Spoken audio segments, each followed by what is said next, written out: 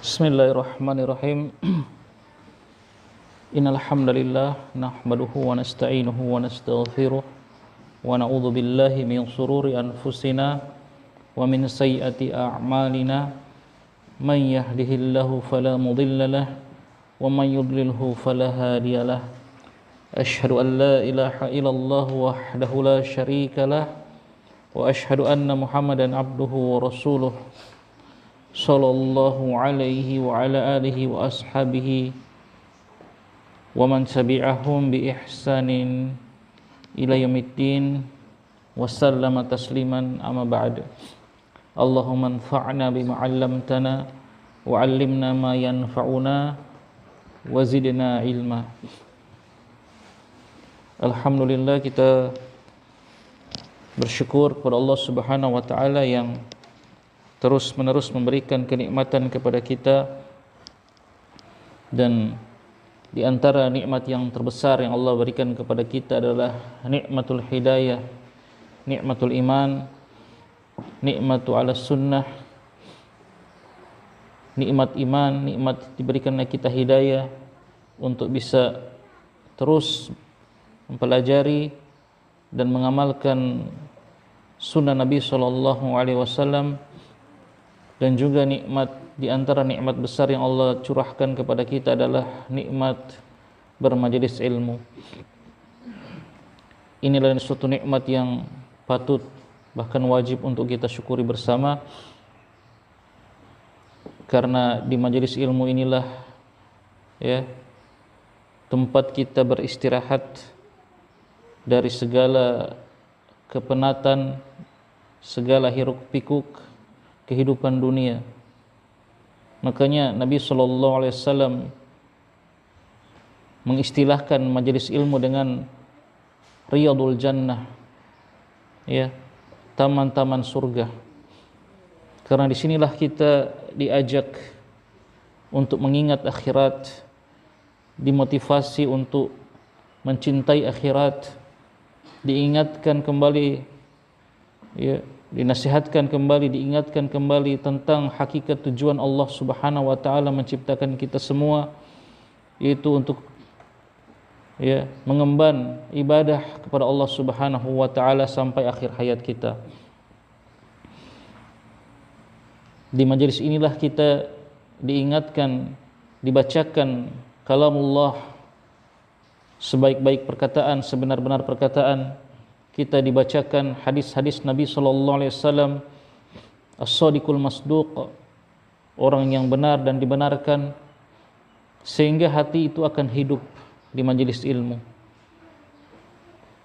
Maka majelis ilmu adalah nikmat terbesar di tengah-tengah kehidupan saat ini, apalagi yang manusia banyak lalai tenggelam dalam syubhat dan syahwat.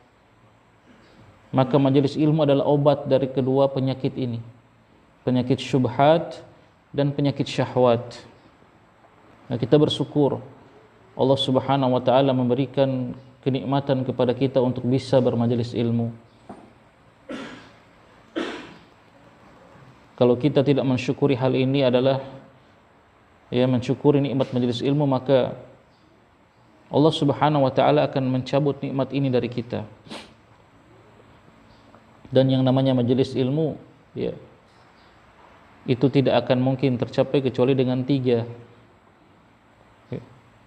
Yang pertama, ada orang yang mengajarkan, ada orang-orang yang mendengarkan pelajaran, dan ada tempat untuk kita belajar.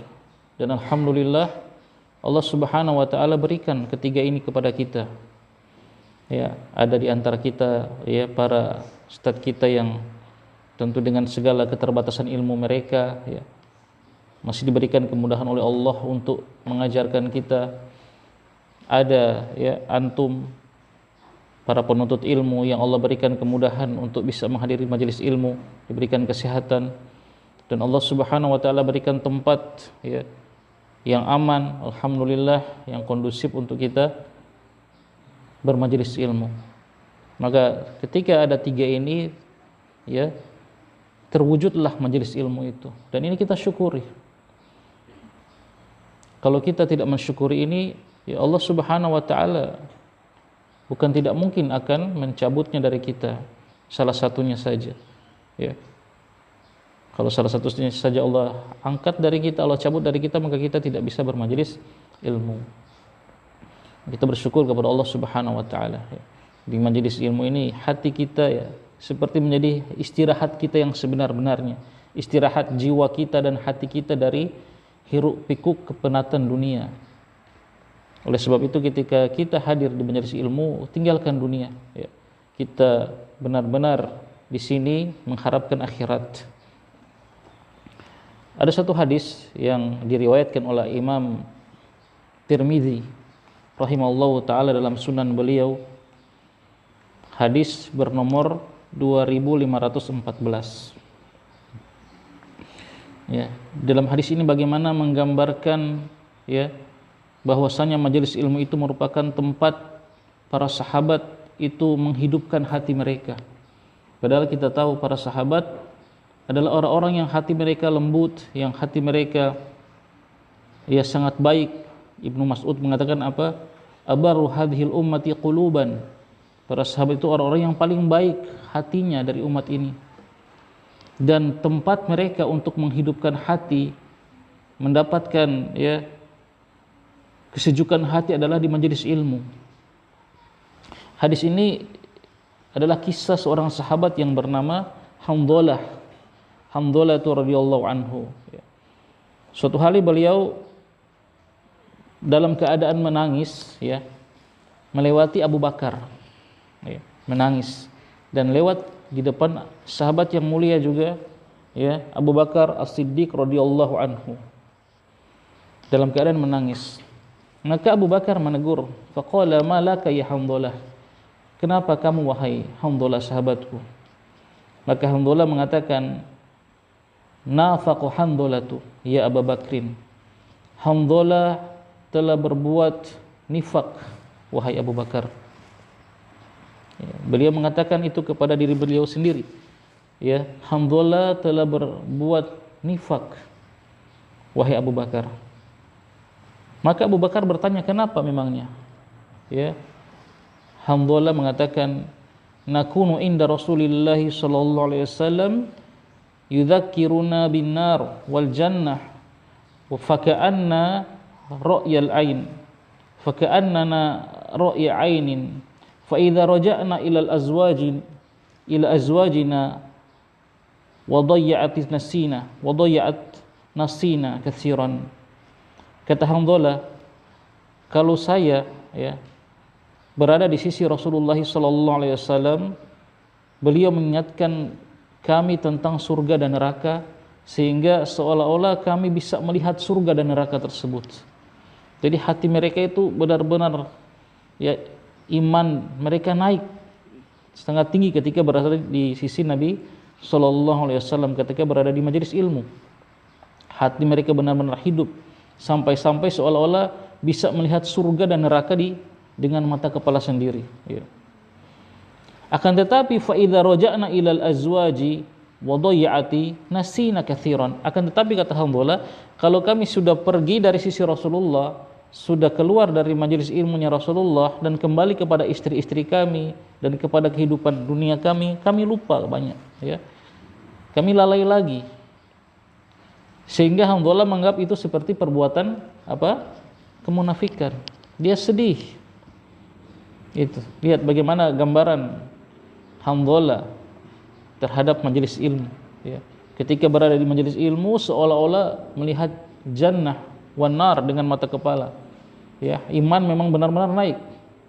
Tapi ketika kembali ke keluarga, kepada kehidupan dunia, lupa lagi. Yang menunjukkan memang kehidupan dunia itu melalaikan, dan majelis ilmulah tempat ya kita diingatkan tentang akhirat. Dan itu sudah terjadi ya pada sebagian sahabat. Maka mendengar pernyataan Hamdalah ini, apa kata Abu Bakar? Ya Hamdalah, ana kadzalik. Wahai Hamdalah, aku juga seperti itu. Subhanallah. Abu Bakar, sahabat utama. Ini tawaduknya beliau. Beliau tidak menghakimi Hamdalah, wah Hamdalah kamu ini begini-begini. Tidak. Beliau mengatakan, ya alhamdulillah saya juga seperti itu.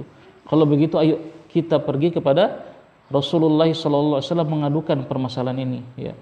Maka pergilah kedua sahabat ini radhiyallahu anhuma kepada Nabi sallallahu alaihi wasallam, dan alhamdulillah mengatakan seperti apa yang dia katakan kepada Abu Bakar kepada Rasulullah sallallahu alaihi wasallam, wahai Rasulullah, sungguh alhamdulillah telah berbuat nifak, dan beliau jelaskan sebabnya tadi. Maka apa tanggapan Nabi sallallahu alaihi wasallam, ya? Beliau mengatakan, wahai alhamdulillah, lau tadumuna 'alal halil ladzi taqumuna biha min indi lasafahatkum al malaikatu fi majalisikum wa fi turuqikum wa ala furushikum. Wahai alhamdulillah, kalau keadaan kalian itu selalu sama di setiap waktu seperti ketika kalian berada di sisiku, ya. Kalau kalian itu selalu seperti itu, ya, seperti melihat surga dan neraka, benar-benar imannya terus dalam posisi yang paling maksimal di setiap keadaan, ya, seperti kalian berada di sisiku itu, maka sungguh malaikat akan menjabat tangan kalian, ya, menjabat tangan kalian di tempat-tempat majelis kalian, atau di jalan-jalan, atau bahkan di tempat tidur kalian. Ya, kalau kalian seperti itu, malaikat itu akan turun dan jabat tangan dengan kalian. Artinya nggak mungkin akan orang ada seperti itu terus, ya. Jadi wajar ketika di majelis ilmu imannya, ya, naik, ketika keluar, ya, tentu tidak seperti itu.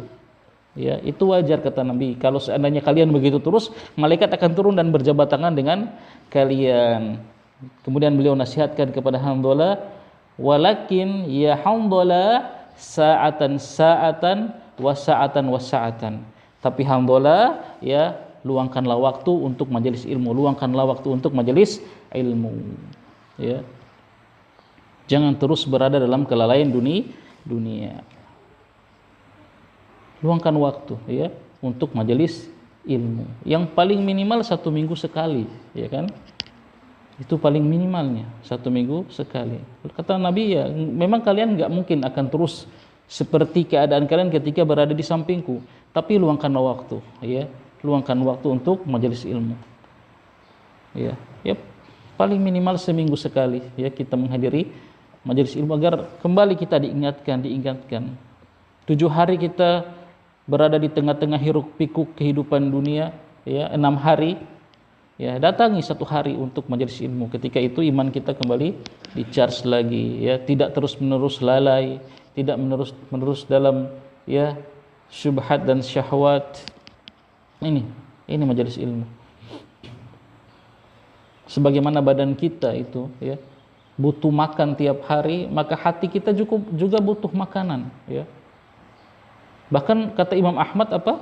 Lebih butuh kepada ilmu daripada kebutuhan makan dan minum. Makan dan minum itu kita maratan au maratain kata beliau, sekali atau 2 kali sehari, sementara ilmu itu di setiap, ya, nafas kita membutuhkan ilmu. Oleh sebab itu luangkan, ya, waktu kita untuk bisa menghadiri majelis ilmu, dan kita bisa rasakan bagaimana iman kita, ya, ketika dibacakan Al-Qur'an, hadis Nabi, ya, nasihat para ulama itu meningkat. Itu.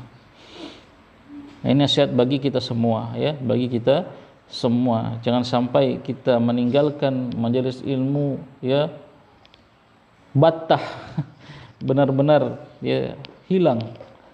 Jadi luangkan waktu. Kalau tidak bisa setiap hari, ya, seminggu 3 kali, atau seminggu 2 kali, atau kalau tidak minimal seminggu sekali, ya. Ini agar hati kita terus hidup. Al-Imam Ibnu Qayyim rahimahullahu ta'ala pernah mengucapkan suatu perkataan yang sangat bagus, ya. Beliau mengatakan, utlub qalbaka fi 3 mawatin.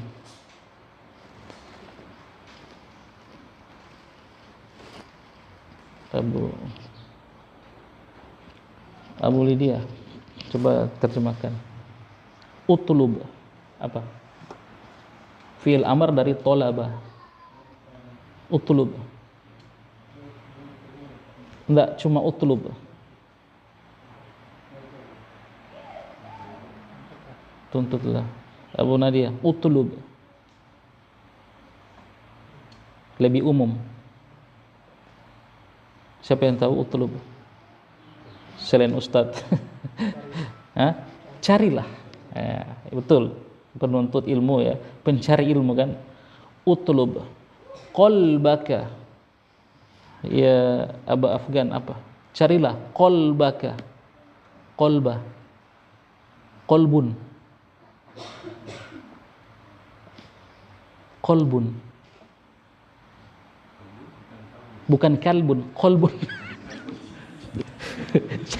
Carilah. Bukan kalbun, qalbun. Hati. Qalbaka berarti hati. Utlub qalbaka, carilah hatimu fi thalathati mawatin, di 3 tempat, kata Ibnu Qayyim. Carilah hatimu di 3 tempat. Yang pertama ya, inda sima'il Quran. Inda sima'il Quran. Apa ketika sima'il Quran, ketika mendengarkan Al-Quran. Yang kedua, wa fi majlisi dzikri. Hiril. Yang kedua, wa fi majlisi dzikri. Majelis zikir, maksudnya majelis ilmu. Yang ketiga, wa fi sa'atil khalwa. Wa fi sa'atil khalwah, apa? Ketika waktu sendirian, maksudnya bersama Allah. Kata Ibnu Qayyim, cari hatimu di 3 tempat. Artinya hidupkan hatimu di 3 tempat ini. Ini 3 tempat yang bisa menghidupkan hati seorang mukmin. Ketika mendengarkan Al-Quran, kalamullah. Kalau kalamullah saja tidak bisa menghidupkan hati kita, maka tidak ada kalam yang lain yang bisa menghidupkan hati kita. Kalam siapa yang bisa menghidupkan hati kita? Kalau kalamullah tidak bisa menghidupkan hati kita, meningkatkan iman kita. Yang kedua, ketika di majelis zikir, majelis ilmu. Kalau di majelis ilmu hati kita tidak bisa hidup, apalagi di luar majelis ilmu, majelis kesia-siaan, majelis perkumpulan sia-sia. Kalau di majelis ilmu saja hati kita nggak hidup, bagaimana di majelis yang lain?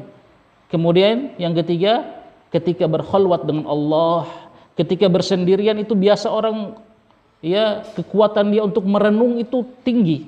Kalau ketika bersendirian saja dengan Allah dia tidak bisa hidup hatinya, apalagi ketika di keramaian. Kalau di keramaian kita nggak bisa merenung, ya bertadabur itu susah biasanya. Tersibukkan pikiran kita. Maka kata Imam Ibnu Qayyim, cari di 3 tempat ini. Salah satunya ada syahidnya itu di majelis zikir, majelis ilmu. Kalau hati kita nggak hidup di majelis ilmu, ya nggak akan. Maka Ibnu Qayyim melanjutkan apa? Tadi kan, fa illam tajidhu, kata beliau sambung, fa illam tajidhu, kalau kamu nggak mendapatkan hatimu fi hadhil mawatin, di 3 tempat ini, ya, fas'alillaha, maka berdoalah kepada Allah, ayyamunna alaika biqalbin, agar Allah memberikan hati padamu. Fa innahu la qalba laka, karena sesungguhnya kamu enggak punya hati kalau begitu. Kalau di 3 tempat ini kata Ibnu Qayyim, hati kita tidak hidup, jangan-jangan kita enggak punya hati. Maka minta kepada Allah untuk memberikan hati kepada kita. Subhanallah. Ini nikmat besar. Ya. Allah mudahkan kita bermajelis ilmu dengan segala kelebihan dan kekurangannya yang ada di sini, kita syukuri. Tidak perlu kita mencela, mengeluh ini itu kekurangan, tidak manfaat. Bahkan itu bisa termasuk tidak mensyukuri nikmat Allah. Mengeluh masalah tempat, masalah ustadz, masalah ini, masalah itu. Terima dengan segala apa yang Allah berikan kepada kita untuk bisa bermajelis ilmu. Alhamdulillah. Ya, wa syukurillah. Itu. Jadi itu sedikit nasihat bagi kita semua, ya. Baik. Semoga bisa bermanfaat terutama bagi diri saya pribadi ini. Ya, khitab nasihat ini pertama bagi tentu yang saya yang bicara, ya. Ya, karena terus terang, ya, kalau para sahabat itu bisa turun imannya, bisa jatuh dalam kelalaian ketika berada jauh di majelis ilmunya Rasulullah, apalagi kita, apalagi cuma kita yang imannya ya tentu jauh jika dibandingkan dengan iman para sahabat. Baik. Barakallahu fikum. Nah, kita akan lanjutkan ya pembahasan ya fikih dari kitab Al-Wajiz fi Fiqhi Sunnati wal Kitabil Aziz yang ditulis oleh Syekh Abdul Azim Al-Badawi rahimahullahu taala, ya doktor. Kita masih pada bab ya Kitabus Shalah, khususnya pada bab sholatul jamaah, salat berjamaah. Masuk pada permasalahan di sini ya di halaman 137 kalau yang sesuai dengan kitab saya. Qala al-musannifu rahimahullahu taala imamatus sabi. Imamatus sabi ya. Keimaman seorang anak kecil ya. Ya, bagaimana seorang anak kecil menjadi imam ya. Bolehkah seorang anak kecil menjadi imam? Ya, di sini beliau membawakan ya dalil tentang bolehnya seorang anak kecil menjadi imam. An Amr bin Salamah, ini sahabat yang ya terkenal karena kisah beliau ini ya. Beliau kecil dan menjadi imam bagi sahabat yang lebih besar dari beliau. Dari Amr bin Salamah radhiyallahu anhu qala, dia mengatakan, la makanat waqati ahlil fathi ya. Ketika terjadi pembebasan kota Fathu Mekah ya. Terjadi pembebasan kota Mekah ya, badaro kullu qaumin bil Islam bi islamihim. Maka orang-orang ya setiap kaum itu berbondong-bondong masuk Islam. Ketika setelah Fathu Mekah ya, itu kaum berbondong-bondong masuk Islam. Wa badaru abi qaumi, maka bapakku mendahului kaumnya untuk masuk Islam bi islamihim. Ya, jadi bapaknya Amr bin Salamah ya, Salamah ini mendahului kaumnya untuk masuk Islam. Falamma qadima, ketika dia kembali kepada kaumnya ya, qala, dia mengatakan, ji'tukum wallahi min indi nabi sallallahu alaihi wasallam haqqan. Aku datang kepada kalian demi Allah dari sisi Nabi sallallahu alaihi wasallam haqqan, dengan benar. Ya. Faqala, maka bapaknya Amr bin Salamah mengatakan, sallu salata kadza fihi nakadza. Ya, jadi bapaknya Amr bin Salamah ini ceritanya masuk Islam, menemui Nabi sallallahu alaihi wasallam dan diajarkan oleh Nabi sallallahu alaihi wasallam tentang ya rukun Islam tentu yang paling utama. Di antaranya salat. Kemudian dia kembali ke kaumnya dan mengajarkan, salatlah salat pada waktu seperti ini, ya waktu-waktu salat. Wa sallu salata kadza fihi kadza, dan salatlah salat ini pada waktu ini, ya. Fa idza hadaratis salatu, apabila telah hadir waktu salat, fal yu'adzin ahadukum, maka berazanlah salah seorang di antara kalian.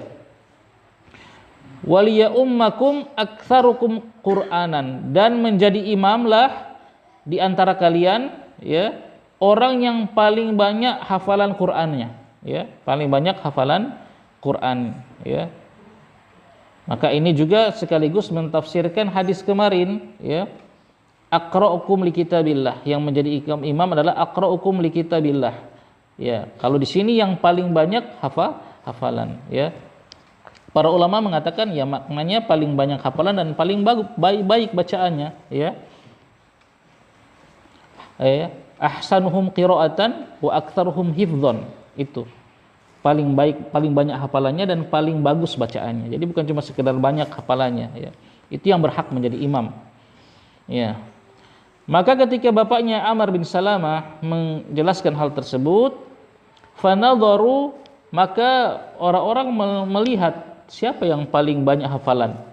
Falam yakun ahadun aktsara Qur'anan minni, ternyata tidak ada seorang pun yang lebih banyak hafalannya daripada aku, ya, kata Amr bin Salamah. Kenapa kok Amr bin Salamah paling banyak hafalannya? Lima kuntu atalaqqa minar rukban, karena aku bertemu dengan para musafir.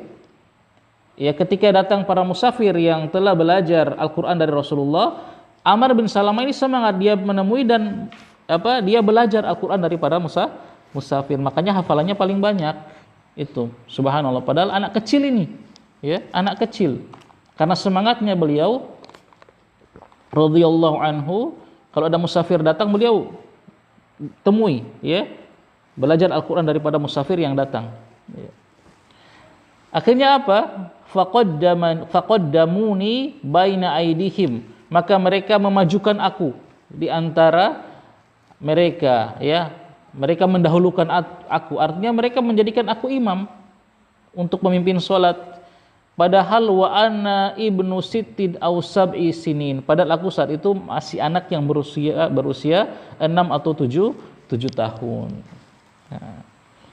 Nah, ini dalil, ya, sahnya seorang anak yang sudah mumayyiz itu menjadi imam. Dia belum balik tapi sudah mumayyiz. Mumayyiz itu anak yang sudah bisa membedakan, ya, antara, ya, yang mudarat dan manfaat. Itu anak yang mumayyiz, biasanya 6 atau 7 tahun. Anak yang belum mumayyiz biasa yang akalnya masih belum bisa tahu ini bahaya, ini manfaat. Enggak. Kalau mumayyiz dia sudah bisa membedakan, ya. Tamyiz kalau bahasa kita, ya, di buku fikih dulu yang itu tamyiz. 6 atau 7 tahun, ya.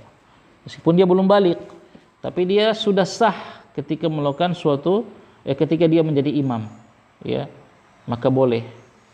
Yang paling banyak hafalan dan tentu yang paling bagus bacaannya itu.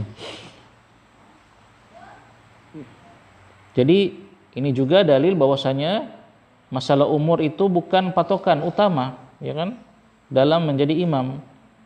Ya, patokan utamanya itu tadi, aqra'ukum li kitabillah, ya, yang paling baik bacaannya, paling banyak hafalannya dan yang paling baik bacaannya, ya. Jadi umur bukan patokan.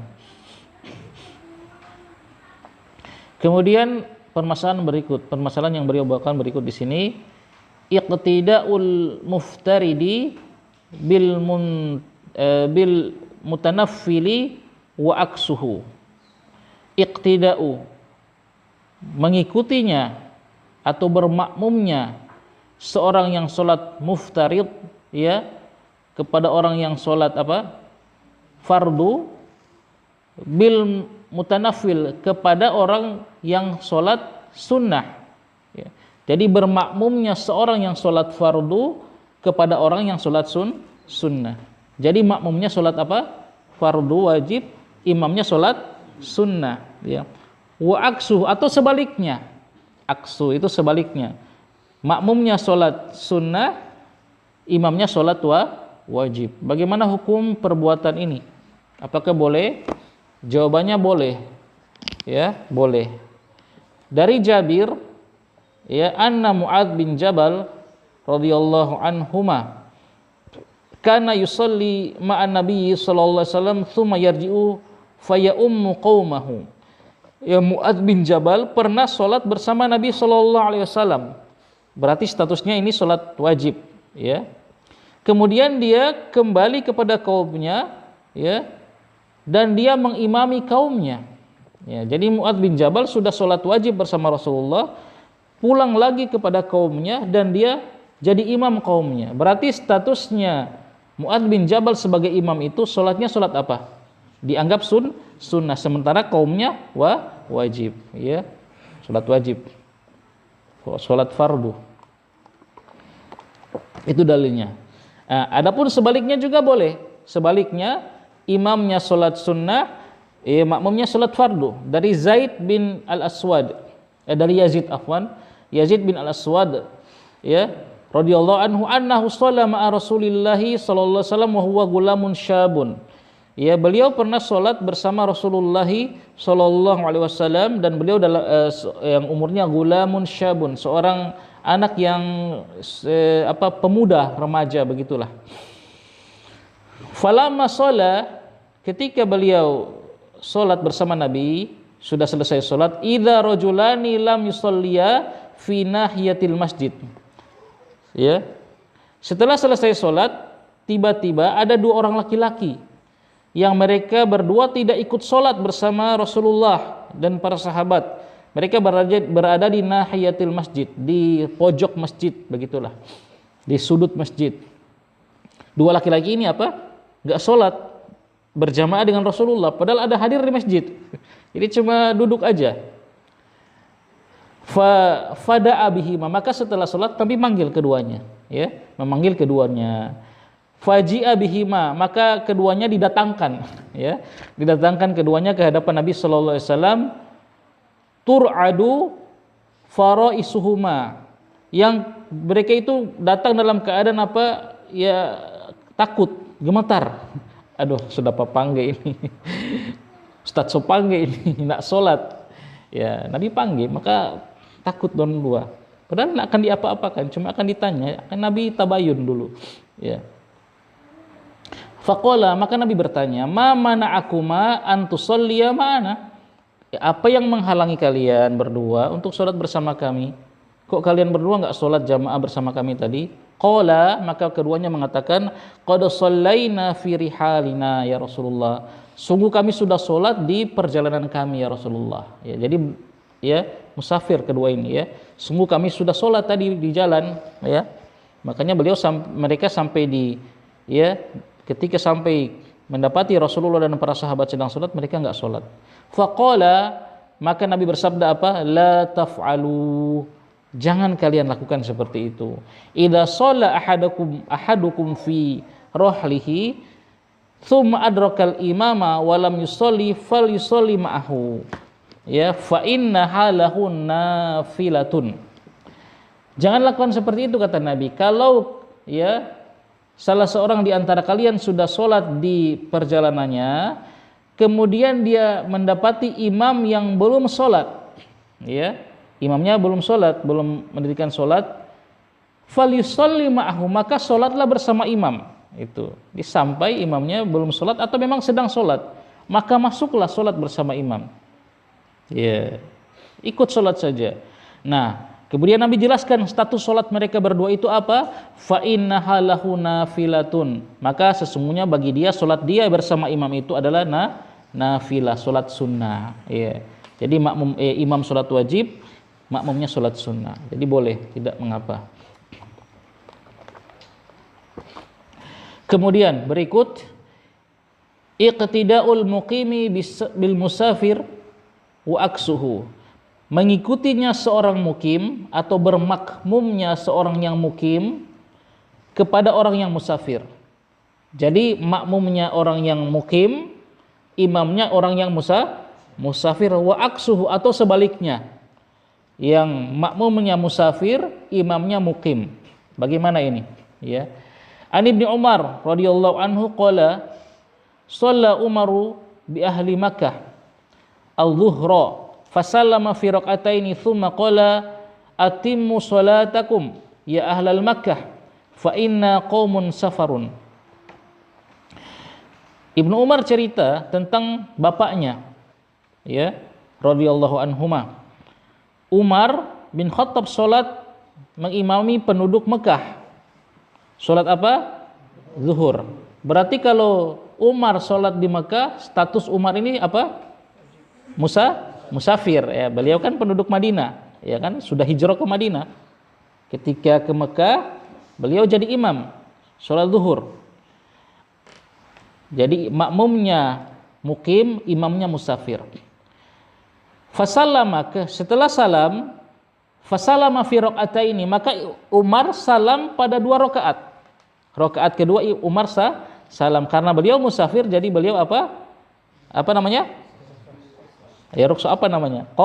Qosor, ya kan, cuma 2 rakaat. Beliau musafir ini. Beliau salam pada 2 rakaat. Setelah salam, qala, beliau berkata kepada makmumnya, atimmu sholatakum ya ahlal Makkah. Sempurnakan salat kalian wahai penduduk Mekah. Jadi makmumnya terus berdiri menyempurnakan salat 4 rakaat. Fa inna qaumun safarun, karena kami ini adalah orang-orang yang sedang safar, kata Umar. Jadi kalian sempurnakan, kami sedang safar. Sebagian ulama menjelaskan bagaimana caranya boleh satu orang maju, ya, untuk menjadi imam, menggantikan imam yang musafir tadi, ya. Dia maju menggantikan imam yang musafir dan dia lanjutkan, ya, dan dia orang yang mukim juga, ya, dia maju. Sebagian ulama mengatakan ya salat teruskan sendiri ya. Ini jadi boleh ya. Nah, sekarang bagaimana atau sebaliknya ya? Bagaimana jika sebaliknya? Imamnya mukim, makmumnya musafir.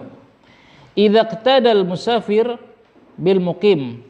Kalau sekarang musafir yang menjadi makmum mengikuti yang orang yang mukim, apa yang dilakukan? Apakah dia qashar 2 rakaat saja? Tidak, atamma. Dia harus ikut imam, ya. Dia tidak boleh qashar, dia salam sendiri terus pergi, enggak boleh. Harus dia ikut imam sampai selesai.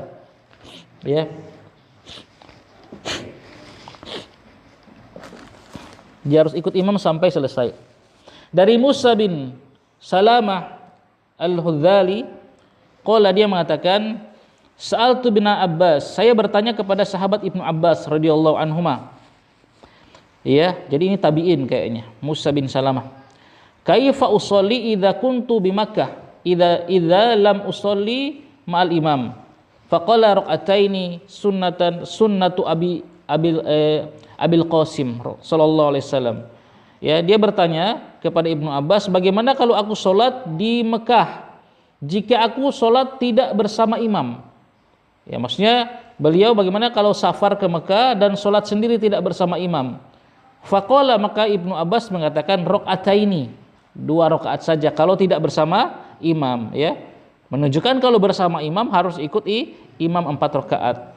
Itu adalah sunnahnya Abul Qasim, ya. Itu sunnahnya Abul Qasim, itu apa? Kunyahnya Nabi sallallahu alaihi wasallam, ya. Nah, ada sahabat atau ada tabi'in lagi yang bernama Abu Mujlaz. Dia berkata, qultu li Ibnu Umar, aku bertanya kepada Ibnu Umar, al-musafiru yadriku raq'ataini min salatil qaum, yakni al-muqimina. Atujzihi arqatani aw yusalli bi salatihim. Fadhahika faqala wa qala yusalli bi salatihim, ya. Ada seorang bernama Abu Mujlaz, ya, begitu mungkin bacanya, wallahu alam, bertanya kepada sahabat juga Ibnu Umar radhiyallahu anhuma, seorang musafir yang dia mendapati 2 rakaat salat bersama suatu kaum, yang kaum ini mukim. Jadi dia musafir, dia bermakmum kepada orang yang mukim. Apakah dia cukup dengan 2 rakaat kemudian dia salam, dia mencukupkan diri 2 rakaat kemudian salam, atau dia au yusalli bi salatihim, atau dia ikut salat terus bersama mereka sampai 4 rakaat? Fadhahika, maka Ibnu Umar apa? Dhahika, ketawa, ya, rasa lucu dengan pertanyaan ini, ya, dia ketawa. Kemudian dia mengatakan apa? Yusalli bi salatihim, dia salat dengan salat orang-orang yang ya mukim tadi. Enggak boleh dia langsung memisahkan diri 2 rakaat terus salam, tidak, ya. Dia salat bersama orang-orang yang mukim tadi. Sekarang iqtida'ul qadiri 'alal qiyami bil jalisi wa annahu yajlisu ma'ahum. Mengikutinya seorang yang mampu, al-qadir 'alal qiyam, orang yang mampu berdiri, bermakmumnya orang yang mampu berdiri, bil jalis, kepada orang yang imam sambil duduk. Nah, jadi makmumnya berdiri dan imamnya duduk. Apakah dia harus terus berdiri atau ikut duduk? Kata Syekh di sini, wa annahu yajlisu ma'ahu, maka dia harus duduk bersama imam. Walaupun kita mampu berdiri, tapi kalau imamnya duduk, maka kata penulis Al-Wajiz, ya, mereka harus ikut duduk walaupun kita mampu berdiri. Ini benar-benar menunjukkan apa? Iqtida, mengikuti imam. Ad Aisyah radhiyallahu anha qalat, beliau mengatakan, shalla Rasulullah sallallahu alaihi wasallam fi baitihi wa huwa syakin. Ya, salat Rasulullah sallallahu alaihi wasallam di rumah beliau, ya, maksudnya di rumahnya Aisyah. Wa huwa syakin, dan Nabi sallallahu alaihi wasallam dalam keadaan sakit, ya. Di sini syakin itu ada catatan kaki, ya, asyaki, syakin, ya, asyaki itu orang yang sakit, yang dia mengadu atau mengeluh dengan luka atau sakit yang dia alami, ya. Yaitu gambaran, ya, kepada orang yang sakit. Fasala jalisan, maka Nabi SAW solat dalam keadaan duduk. Ya, beliau solat di rumah karena sakit dan solat dalam keadaan duduk. Wasalla wara'ahu qaumun qiyaman. Kemudian solat di belakang Nabi SAW suatu kaum, ya para sahabat, qiyaman dalam keadaan berdiri. Fa asyara ilaihim ay an ajlisu, ya. Maka Nabi memberikan isyarat kepada mereka untuk apa? Duduk kalian, ya. Tapi dengan isyarat. Kalau alam dengan begini mungkin, ya. Intinya isyarat yang dipahami suruh duduk. Falaman sorofa, ketika Nabi selesai sholat, qala beliau bersabda, inna maju ilal imamu liyutamma bih. Nah, keluar hadis ini. Hanya saja dijadikan imam itu apa? Liyutamma bih, untuk diikuti. Ya, fa idza raka'a farka'u, kalau imam ruku, maka rukulah kalian. Wa idza rafa'a farfa'u, kalau beliau imam bangkit, maka bangkitlah kalian. Wa idza shalla jalisan fasallu julusan, kalau imam salat duduk, maka salatlah kalian sambil duduk. Naam. Ya, hadis ini statusnya muttafaqun alaih, riwayat Imam Bukhari dan Muslim. Dari Anas qala, dari sahabat Anas bin Malik radhiyallahu anhu, dia mengatakan saqatan nabiyyu sallallahu alaihi wasallam an farasin. Ya, Nabi pernah terjatuh dari kuda, ya, menunggang kuda, kemudian beliau sallallahu alaihi wasallam terjatuh. Fajuhisha, ya, syaqquhu al-aiman, maka robeklah, juhisha itu ya apa, lecet, ya, sisi badannya yang sebelah kanan, ya, lambung kanannya, bagian sebelah kanannya itu lecet lah, ya, lecet, luka Nabi sallallahu alaihi wasallam. Ya, fadakhalna alaihi na'uduhu, maka kami masuk kepada beliau dan kami menjenguk beliau. Ya, para sahabat ketika Nabi sakit, yaitu menjenguk, ya. Dan menjenguk orang sakit termasuk, ya, hak, ya, seorang muslim atas seorang muslim, ya. Kata Nabi sallallahu alaihi wasallam, haqqul muslim alal muslim khamsun, hak seorang muslim kepada muslim yang lain itu ada 5. Salah satunya apa? Iyadatul marid, menjenguk orang yang sakit, ya. Jadi kalau teman-teman kita yang sakit, kita jenguk, ya. Ya, jangan cuek begitu. Kalau kita tahu, terkadang kan kita nggak tahu. Kalau kita tahu, ya kita berusaha jenguk. Naam. Para sahabat menjenguk Nabi sallallahu alaihi wasallam yang sedang sakit. Fa hadaratis salatu, maka ketika itu datanglah waktu salat. Fa shalla bina qaidan, maka Nabi sallallahu alaihi wasallam salat memimpin kami dalam keadaan duduk. Fa shallaina wara'ahu qu'udan, maka kami pun salat di belakang beliau dalam keadaan duduk juga. Falamma qada as-salata, ketika Nabi selesai salat, qala beliau bersabda, ya tadi hadis tadi sama, innama ju'ilal imamu liyutamma bi. Hanya saja itu innama itu pembatasan kan, hanya saja dijadikan imam itu, diangkat imam itu untuk diikuti. Ya, antum sudah mengangkat imam maka ikuti. Ya, dan kemarin sudah kita jelaskan secara ringkas bagaimana mengikuti imam yang sempurna, bagaimana, dan juga bagaimana kita ridho dengan ya apa yang imam lakukan dalam sholat selama itu sesuai syariat. Ya, ketika imam membacanya panjang, ya kita ikuti. Ketika imam bacanya pendek, kita terima. Ya, jangan diprotes imamnya ini kepanjangan bacaannya, tidak boleh. Ya, innama ju'ilal imamu liyutamma bih, kata Nabi, diikuti. Ya, fa idza kabbara fakabbiru, kalau imam bertakbir kata Nabi, takbirlah kalian. Wa idza sajada fasjudu, kalau imam sujud, sujudlah kalian. Wa idza rafa'a farfa'u, kalau imam bangkit maka bangkitlah kalian. Wa idza qala sami'allahu liman hamidah faqulu rabbana walakal hamdu, kalau imam mengucapkan sami'allahu liman hamidah, maka ucapkanlah rabbana walakal hamdu. Nah, ini dalil yang digunakan oleh para ulama bahwasanya makmum tidak lagi mengucapkan sami'allahu liman hamidah, cukup mengucapkan rabbana walakal hamdu. Wa idza shalla qaidan fasallu qu'udan ajma'un, kalau imam salat dalam keadaan duduk, maka salatlah kalian dalam keadaan duduk juga semuanya, ya. Sahih. Naam. Taib. Itu, ya. Jadi kita ikut imam.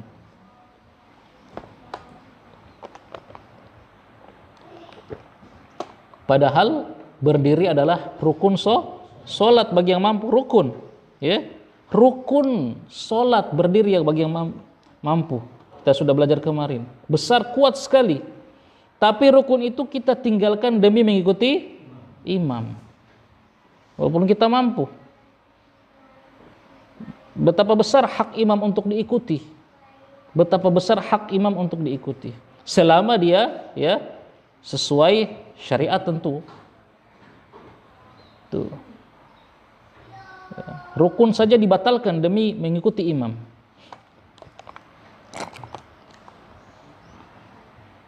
Kemudian, itu sudah.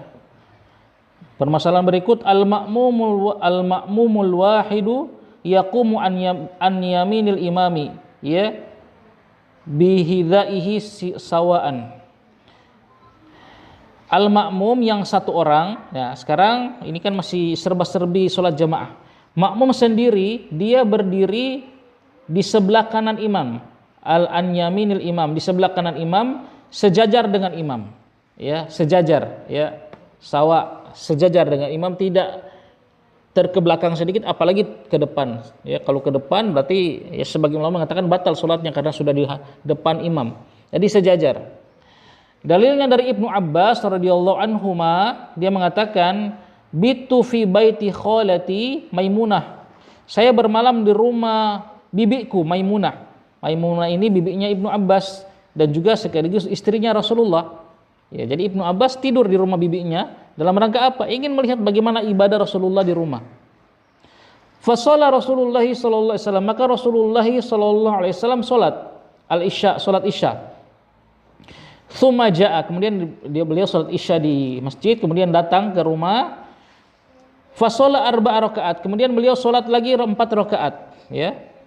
Salat 4 rakaat. Tsumma nama, kemudian Nabi tidur setelah salat 4 rakaat. Tsumma qoma, kemudian beliau setelah tidur bangun lagi untuk salat malam.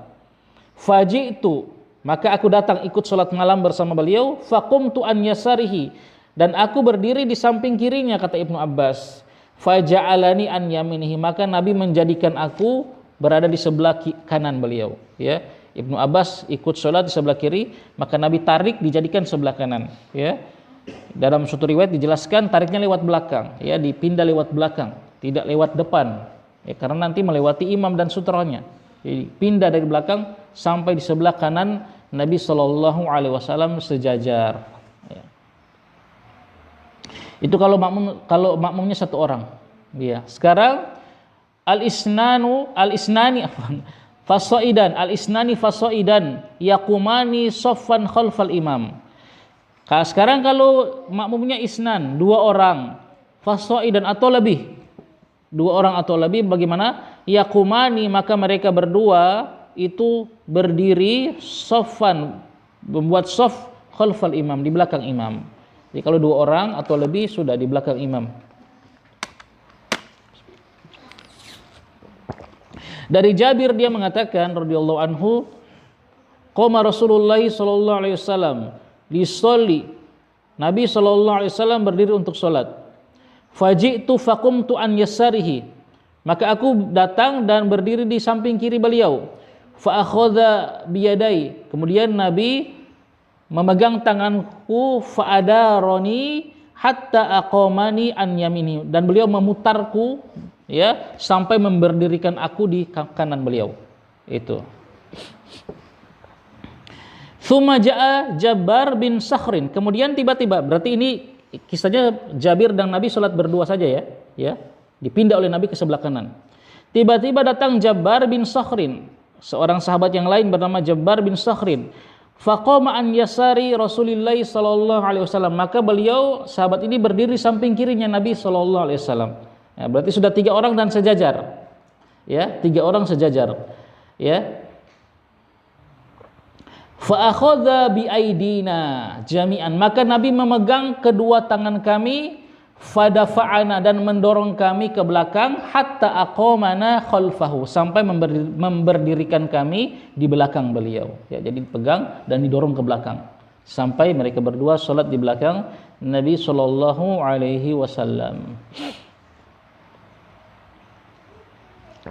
Itu. Jadi begitu cara yang benar. Ketika kita datang ada 2 orang sedang sholat, kita langsung berdiri samping kiri imam, dan imamnya mendorong keduanya ke belakang. Ini tentu kalau semuanya paham sunnah, ya kan? Tapi kalau ada yang tidak paham, ya sudah, artinya tidak juga mempengaruhi keabsahan sholatnya. Kalau yang dia datang, dia kore yang sebelah kanan, baru sebelah kanan mundur, insya Allah sudah sah juga, ya. Tapi ya yang lebih sesuai sunnah seperti tadi. Ya tentu itu terjadi kalau semuanya bisa memahami sunnah, ya. Tapi kalau misalnya terjadi tiba-tiba antum imamnya paham, imamnya nggak paham, makmumnya paham, bagaimana? Ya misalnya nih kan kasus, imamnya nggak paham, dua-dua sudah berdiri samping imam, menunggu imam mendorong ke belakang, tapi imamnya nggak paham, sunnah, imamnya maju akhirnya, begitu. Insya Allah kalau dari sisi sah sudah sah, ya sudah. Atau makmumnya yang tidak paham, imamnya yang paham. Ya, makmumnya tidak paham, dia datang, dia colek yang sebelah kanan, ya kan? Sebelah kanan mundur. Ya seperti itu. Nah ini keadaan-keadaan yang ya memang sering terjadi di masyarakat. Ya, tapi ya kalau ditanya apakah sholatnya saat itu sah, insya Allah sah. Ya. Nah, tapi yang tadi yang lebih sesuai dengan sunnah. Fa idza kana al-ma'mum imra'atun fa idza kana al-ma'mumu imra'atan fa innaha taqumu khalfal imam. Sekarang bagaimana idza kana al-ma'mum, kalau seandainya sang makmum itu imra'atan, seorang wanita, satu orang, bagaimana? Dia berdiri di samping kanan imam. Antum sedang sholat, tiba-tiba kenapa ada ummahat sholat di sebelah kanan ini? Bagaimana? Maka apa? Fa innaha taqumu khalfal imam, maka dia berdiri di belakang imam, ya. Ya, berdiri di belakang imam. Tidak apa-apa jauh ke belakang, ya, jauh ke belakang, tidak apa-apa. Kalau cuma dia sendiri, tidak apa-apa. Dia berdiri di belakang imam. Kisahnya Anas bin Malik radhiyallahu anhu, ya. Anna Rasulullah sallallahu alaihi wasallam shalla bihi wa bi ummihi aw khalatihi. Anas bin Malik menceritakan bahwasanya Rasulullah pernah bertamu ke rumah mereka, diundang, ya. Jadi ada ibunya Anas bin Malik, siapa? Ummu Sulaim, mengundang Rasulullah untuk sholat di rumahnya, ya. Maka Rasulullah sholat memimpin Anas bin Malik dan ibunya, atau ya bibinya di sini disebutkan. Qala, maka Anas mengatakan fa aqamani an yaminihi wa aqamal mar'ata khalfana. Nabi memberdirikan aku di sampingnya kanannya, dan perempuan yang ibunya atau bibinya tadi di belakang kami sendiri, ya. Taruh sendiri dia di belakang. Ya. Jadi ibu-ibu tempatnya kalau cuma sholat berdua tetap di belakang, ya. Tetap di belakang. Baik yang imamnya itu mahram kita ataupun yang apalagi yang bukan mahram, ya. Sholat dengan suami tetap berdirinya di belakang, ya. Apalagi yang kalau imamnya bukan mahram, misalnya ya di masjid begitu kan, tiba-tiba di masjid ada imam sholat sendiri, terus kita ternyata ibu-ibu di belakang, ya, lebih tidak boleh lagi berdiri di sampingnya. Itu kata penulis di sini. Ya, itu tempat berdirinya makmum. Baik. Kemudian masuk lagi pada permasalahan berikut, selesai enggak ini ya? Jam 11. Wujubu taswiyati sufufi, wajibnya meluruskan shaf, ya. Kewajiban ini ada di pundak imam dan makmum, ya, dan paling utamanya imam, dia yang bertanggung jawab meluruskan shaf. Nah, jadi kita terkadang akhir-akhir ini agak baik meluruskan maupun merapatkan shaf itu ya agak kendor, ya, jangan, ya.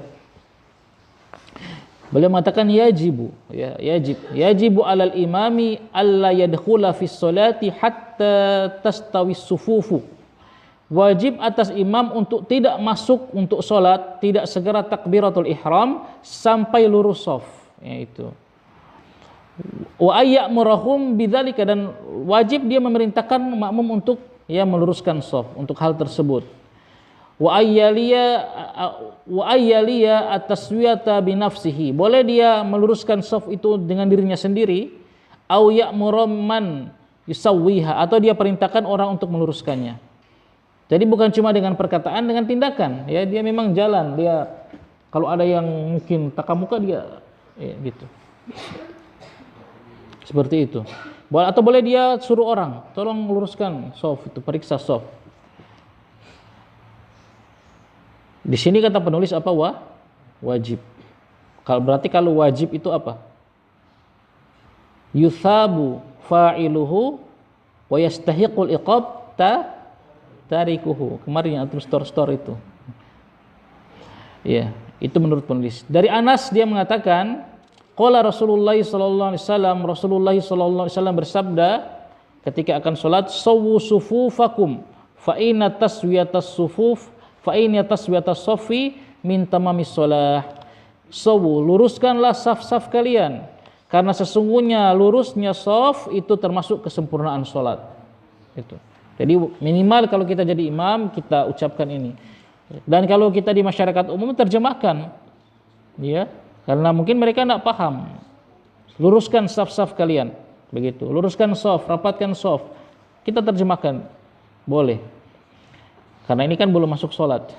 Dari Abu Mas'udin, qala dia mengatakan, kana Rasulullah sallallahu alaihi wasallam yamsahu manakibana fi sholati wa yaqul istawu wa la takhtalifu fatakhallafa qulubakum. Kata beliau, Nabi sallallahu alaihi wasallam mengusap pundak-pundak kami fi sholat.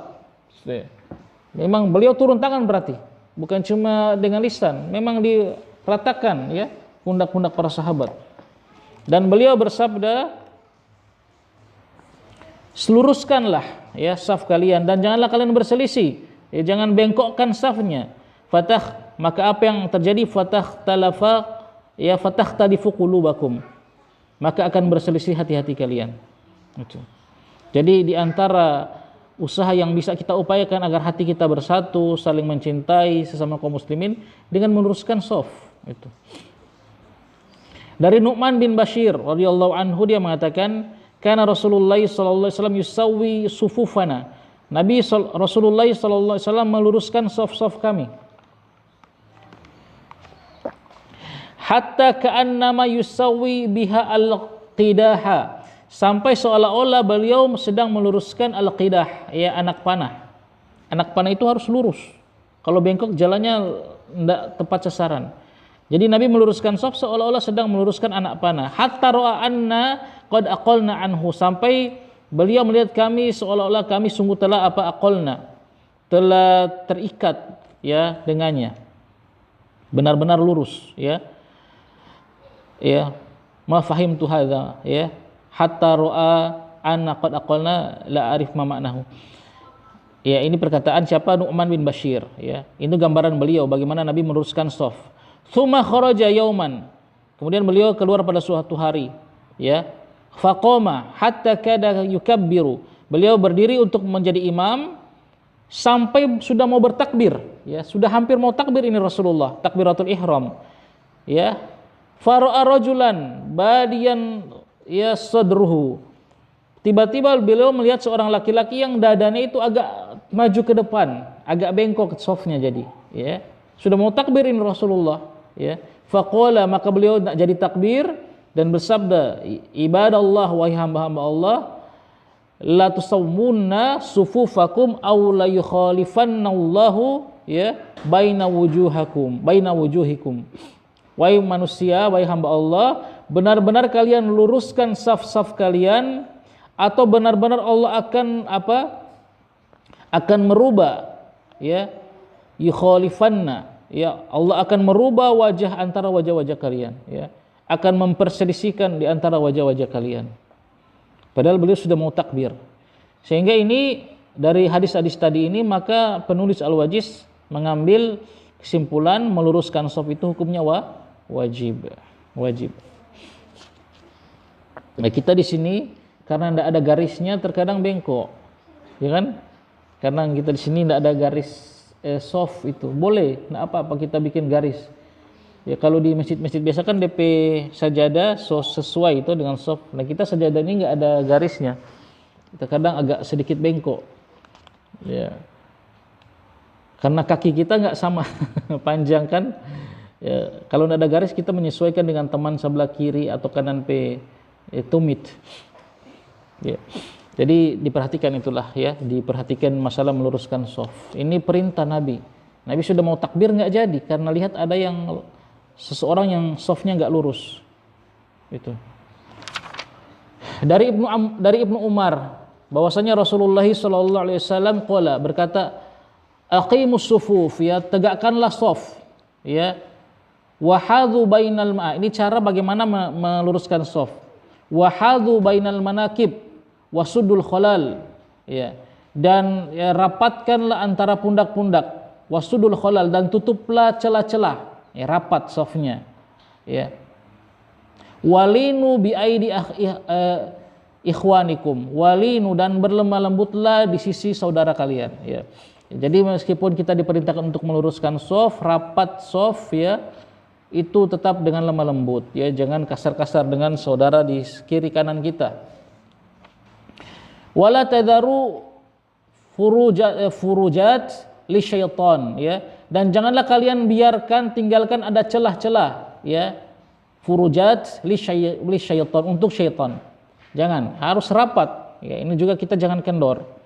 Ya dulu ya kita di awal-awal belajar, ya, belajar sifat sholat Nabi dari ya bukunya Syekh Albani, Masya Allah, ya, memang rapat, shaf, lurus, subhanallah. Tapi lama-lama terkadang kendor, ya, kita sesama penuntut ilmu terkadang kendor, ya, biasa. Tapi ini kita diingatkan lagi sekarang, ya. Kalau di masjid yang ya awam lah katakan begitu, orang awam, ya memang bagaimana lagi, kita mau mendekat dia lari, aku mendekat engkau berlari. Bagaimana kudusu, ya sudah, ittaqullaha mastata'tum, yang penting kita sudah berusaha merapatkan, dia lari, ya sudah. Waman, karena nanti itu akan mengorbankan sesuatu yang lebih inti daripada sholat, yaitu apa? Kekhusyuan. Enggak khusyuk, nanti baku-baku kejar kaki orang. Nah ini kata Nabi, waman wasala saffan wasalahullahu, barang siapa yang menyambung shaf maka Allah akan menyambung baginya. Subhanallah, ini pahala orang yang menutup shaf. Waman qata'a saffan qata'ahullah, siapa yang memutus shaf, ya, tidak mau merapatkan, maka Allah memutusnya. Subhanallah. Jadi hati-hati, ya. Ya, ini orang-orang awam yang kalau kita mendekat dia berlari, itu ya, Allah memutus. Tidak sebutkan memutus apa ini. Ya, ini mutlak, ya. Intinya di sini ada ancaman, ya. Tapi kalau kita sudah berusaha dan dia tidak mau, ya sudah. Nah, tapi minimal di masjid kita yang kita sama-sama penuntut ilmu, dan jangan biarkan ada celah untuk syaitan, dan kita tutup shaf, ya, dengan merapatkan shaf, atau kalau ada orang yang batal kita tutup, segera kita tutup shafnya. Dia keluar, kita tutup shafnya.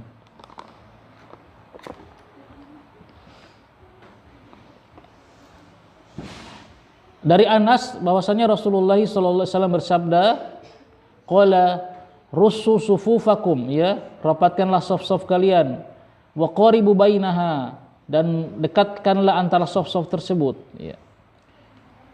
Wahadu bil a'naq, dan luruskanlah leher-leher, ya, itu apa, gambaran terhadap badan, ya, leher luruskan, bukan lehernya yang luruskan saja tapi badannya. Falladzi nafsi biyadih, ya, karena sesungguhnya karena demi Allah yang jiwaku ada di tangannya, inilah aro asyaitona, sesungguhnya aku benar-benar melihat syaitan, yadkhulu, masuk min khalali safi, masuk di celah-celah shaf, ya, ka'annaha al-hadhafu, seolah-olah dia itu setan itu anak kambing. Itu. Jadi kalau ada celah itu setan masuk di situ. Makanya jangan heran kalau terkadang sholat kita tidak khusyuk, karena kita membiarkan setan, ya, membiarkan tempat bagi syaitan untuk lalu lalang di antara shaf-shaf kita yang itu ada furjahnya, ada celahnya. Maka jangan biarkan. Dan ada kalimat yang bernada istihza, yang na'udzubillah, ini kalimat yang wallahu alam ini kalimat kufur, yang mengolok-olok, padahal ini dari seorang tokoh besar, ya, karena dia sudah anti dengan salafi, dan di mana di antara ciri khas Salafi itu karena mereka berpegang teguh dengan sunnah Nabi, mereka selalu merapatkan shaf. Si tokoh yang ini ya, hadahullah wa iyana, mengatakan apa? Kalau kita merenggangkan shaf katanya tidak apa-apa, berarti kita berikan kesempatan untuk syaitan untuk ikut sholat berjamaah. Dia bilang begitu. Ya. Dia bercanda, tapi ini istihza. Ya, bercanda memperolok hadis ini. Walau alam apa maksudnya? Dan itu tokoh besar. Ya, salah satu ormas. Ketuanya bahkan pernah jadi ketuanya.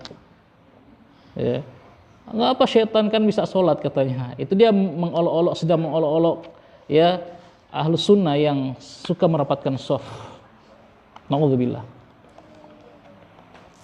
Ini hadis ini kata Nabi, aku melihat syaitan itu lalu lalang di antara shaf-shaf yang kosong, yang tidak rapat. Kaifan ya tusawi sufuf, bagaimana dirapatkannya shaf. Nah, sekarang bagaimana caranya? Dari Anas ya, Nabi SAW mengatakan, aqimus sufufakum, dirikanlah shaf kalian, ya tegakkan shaf. Fa ini arakum min warai dhahri, karena sesungguhnya aku melihat kalian di balik punggungku.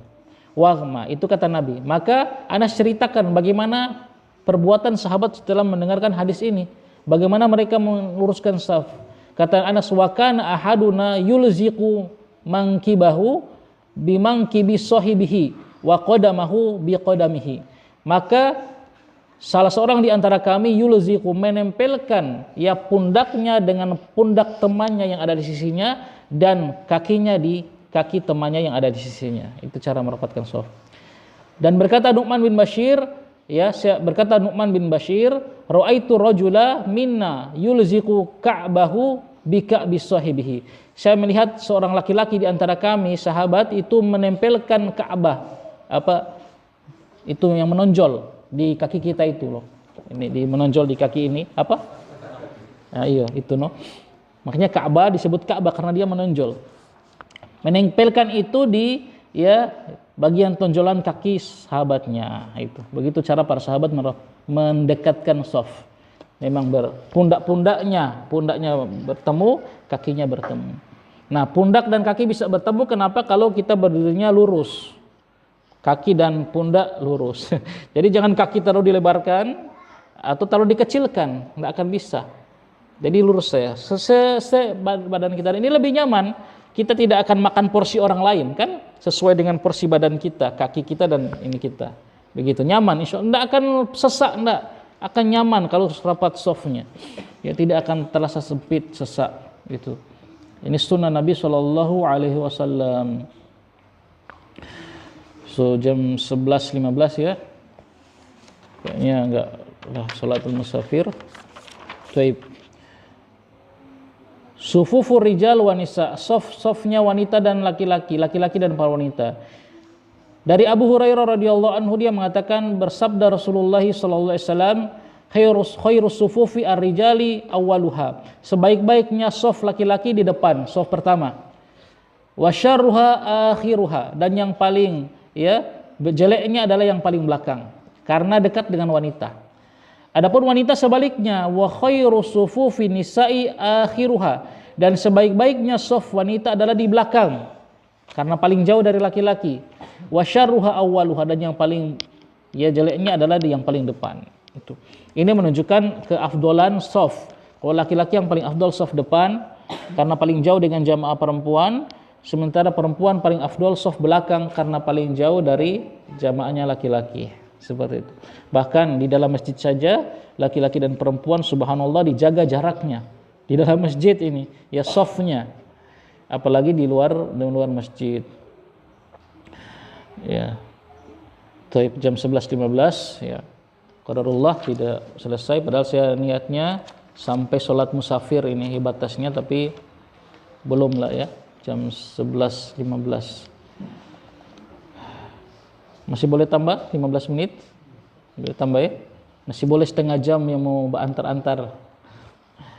Fadilatus sufufil awal wa mayaminis sufuf. Keutamaan shaf ke depan dan sebelah kanan shaf. Jadi saf yang utama depan dan yang bagian sebelah kanan. Anil Bara' bin Azib, dari Bara' bin Azib radhiyallahu anhu, dia mengatakan, kana Rasulullah sallallahu alaihi wasallam yaqul, ya Rasulullah sallallahu alaihi wasallam bersabda, innallaha wa malaikatahu yusholluna 'alas sufufil awal. Sesungguhnya Allah dan malaikat-malaikatnya bersalawat kepada orang-orang yang salat di saf pertama. Naam. Salawat Allah dan salawat malaikat kepada manusia bagaimana? Yaitu sudah belajar di usul salasa insyaallah. Kemudian dan juga dari Bara' bin Azib radhiyallahu anhu, dia mengatakan, kunna idza shallaina khalfa Rasulillah sallallahu alaihi wasallam ahbabna an nakuna an yaminih. Kata Bara' bin Azib radhiyallahu anhu, sahabat yang mulia, kami kalau salat di belakang Rasulullah sallallahu alaihi wasallam, kami suka berada di bagian sebelah kanan. Nah, sebelah kanannya. Ya. Kenapa? Yuqbilu alaina biwajhihi, karena Nabi akan menghadap kepada kami dengan wajahnya. Beliau kalau menghadap ke sebelah kanan begini. Jadi yang bisa melihat wajah beliau itu adalah shaf yang sebelah kanan. Fasami'tuhu yaqul, dan aku mendengar Nabi bersabda, Rabbi qinni adzabaka yauma tab'atsu ibadaka. Ya Rabbku, jagalah aku dari azabmu pada hari engkau membangkitkan hamba-hambamu. Subhanallah.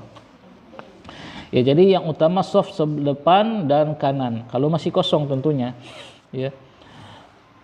Man yaqumu khalfal imam. Sekarang siapa yang berhak berdiri di belakang imam?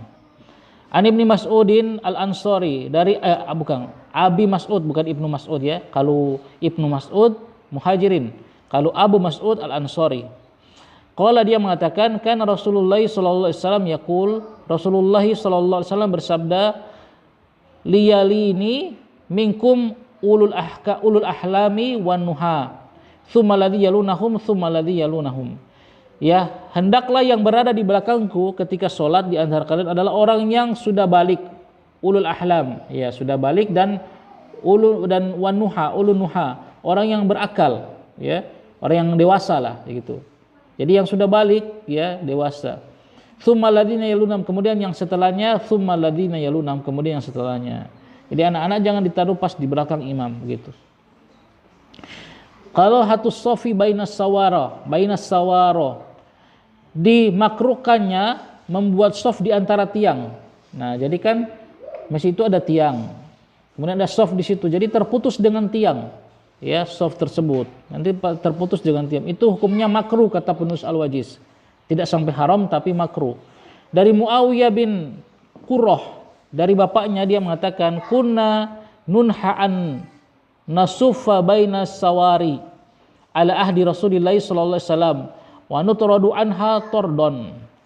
Kami dahulu dilarang untuk membuat sof di antara dua tiang pada zamannya Rasulullah sallallahu alaihi wasallam, dan kami dijauhkan dari perbuatan tersebut sejauh-jauhnya, ya.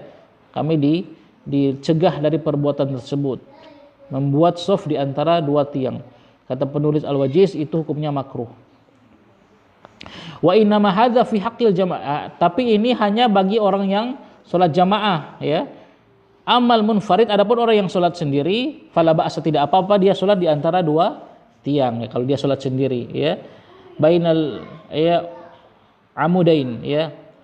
Tidak apa-apa dia salat di antara dua tiang, ya. Idza ittakhadha sutratan, kalau dia sudah membuat sutrah, tidak apa-apa. Dari Ibnu Umar, dia mengatakan, dakhalan Nabiyyu sallallahu alaihi wasallam al-baita, telah memasuki Nabi sallallahu alaihi wasallam al-bait. Al-bait ini maksudnya Ka'bah, wallahu alam. Masuk ke Ka'bah.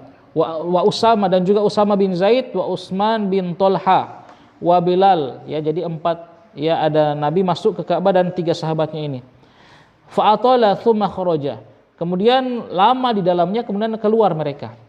Wa kuntu awalun nas dakhala ala atharihi, dan aku adalah manusia yang pertama kali, ya, menyambut mereka ketika keluar. Fasa'altu Bilal, dan aku bertanya pada Bilal, aina sholah, di mana Nabi sholat di dalam Ka'bah? Qala, maka Bilal berkata, baina amudaini, ya, di antara dua tiang, ya, al-muqaddamaini, yang di depan, begitu. Jadi boleh, ya, kalau seorang tidak makruh kalau seorang yang sholat sendiri, di dalam Ka'bah. Nabi sholat di dalam Ka'bah di antara dua tiang. Adapun yang makruh tadi kalau soft ya jamaah. Kemudian yang terakhir yang berkaitan dengan sholat jamaah, al-a'dzaru fi tarkil jamaah. Uzur-uzur yang membolehkan seorang itu untuk meninggalkan sholat jamaah.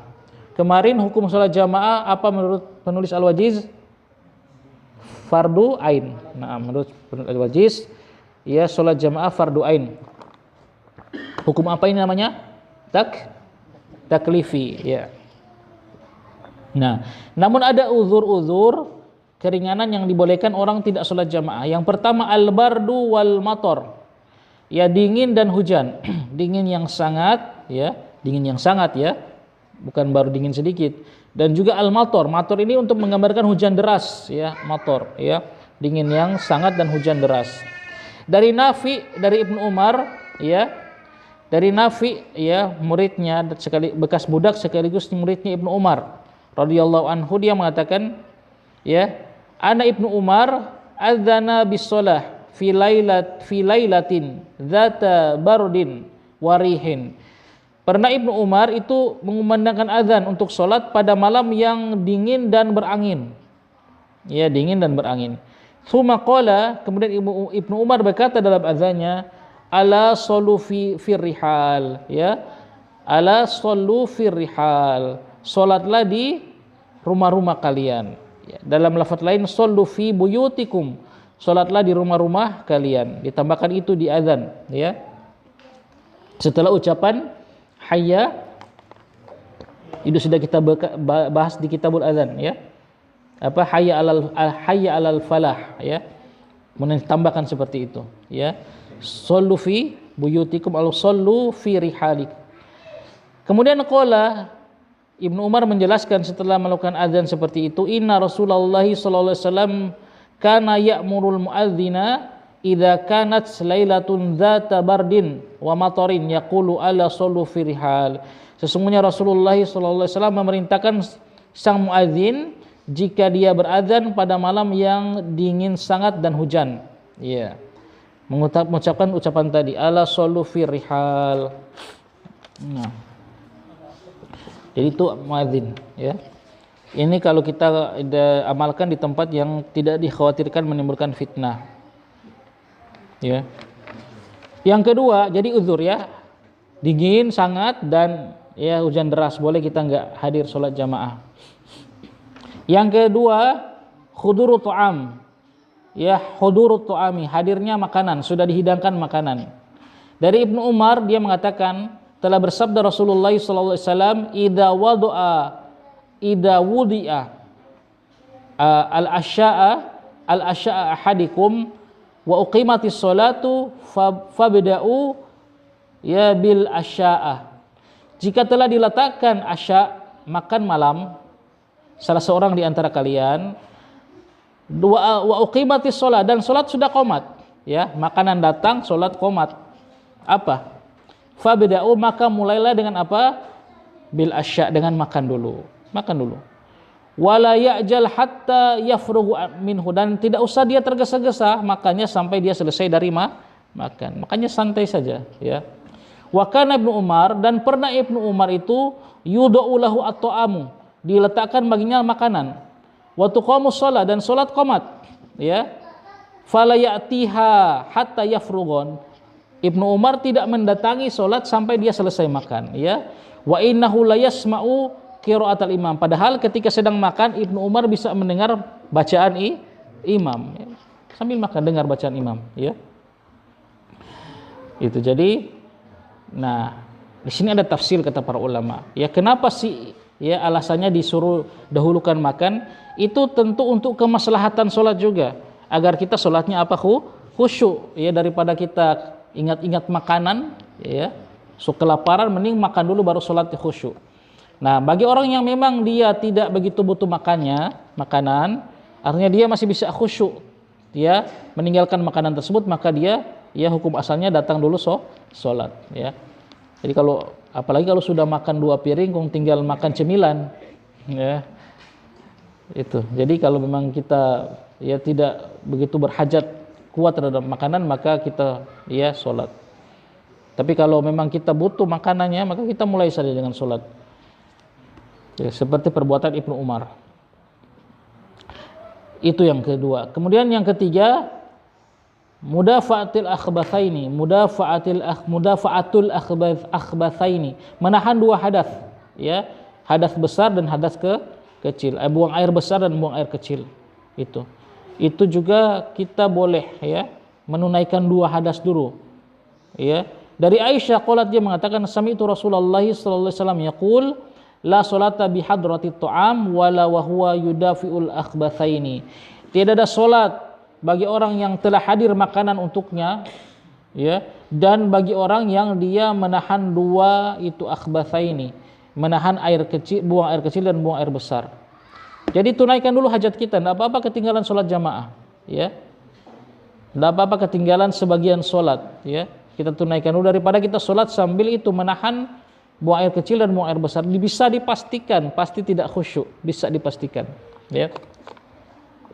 Itu. Nah, alhamdulillah, ya, selesai serba-serbi yang berkaitan dengan sholat jamaah. Sebenarnya ada satu faedah yang akan saya kutipkan, tapi sudah 11:30, nanti saja pada pertemuan yang akan datang, ya. Ada permasalahan yang sering ditanyakan, ya, yang tidak beliau bahas di sini. Nanti kita baca pada pertemuan yang akan datang, insyaallah. Tapi saya kira demikian. Sholatul musafir akan kita bahas pada pertemuan yang akan datang. Wallahu taala alam bisawab. Kita akhiri. Subhanakallahumma bihamdika asyhadu an la ilaha illa anta astaghfiruka wa atubu ilaik.